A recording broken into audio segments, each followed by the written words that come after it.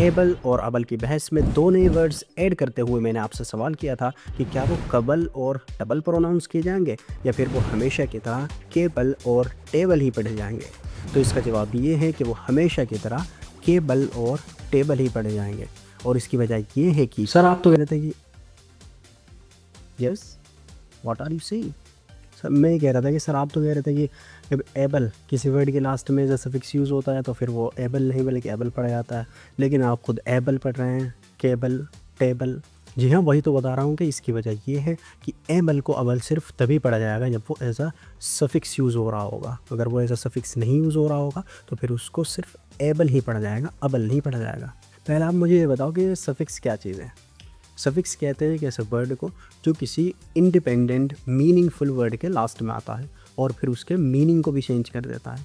For example एक word है accept, जिसका मतलब होता है मानना या कबूल कर लेना। जब उसके लास्ट में एबल आ जाता है तो उसका मीनिंग चेंज हो जाता है और वो बन जाता है कोई ऐसी चीज़ या कोई ऐसी बात जिसको एक्सेप्ट किया जा सके और कबूल किया जा सके। तो अब हम यहाँ कहेंगे कि ये एक ऐसी जगह है जहाँ पर able as a suffix use हो रहा है।